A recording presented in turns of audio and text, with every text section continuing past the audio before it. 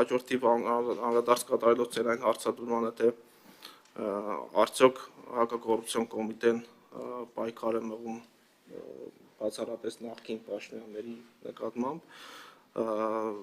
ըստ էության այդ պնդումների հետ համաձայն չեմ, քանի որ թվարկված նաև հետապնդումները, քերական հետապնդումները մեծամասամբ ըստ էության վերաբերելի են գործող պաշտոնյաներին, ոչ թե նախկին պաշտոնյաներին,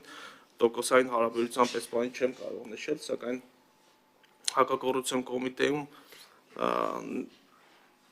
այս բանին ևս իրականացում են մի շարք ստուգողական գործողություններ,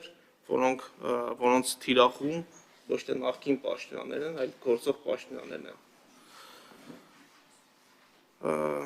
Ինչ վերաբերում է, թե հակակոռուպցիոն կոմիտեն կառավարությանը ըստ էության ինչ տվյալներ է ներկայացրել, որպեսզի բացառենք կոռուպցիոն երևույթները, ես իմ հաշվետվության մեջ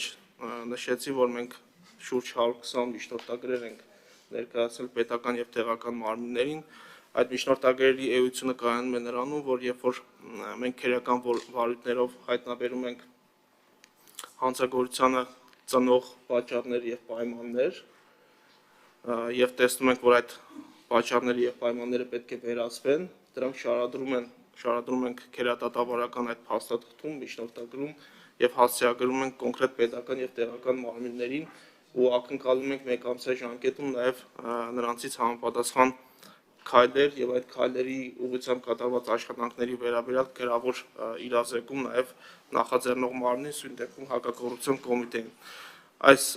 միջնորդագրերի էությունը հենց կայանում է դրանում, որ մենք հետագայում բացառենք կոռուպցիոն բնույթի հանցագործությունների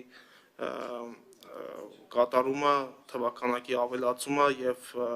այդ պայմանները, որոնք նպաստավոր կարող են հանդիսանալ կոռուպցիայի զարգացման, տարածման համար, որպեսզի պետական և տեղական մարմինների կողմից դրանք բացառվեն։ Ըստ էության այսքանը, շնորհակալություն։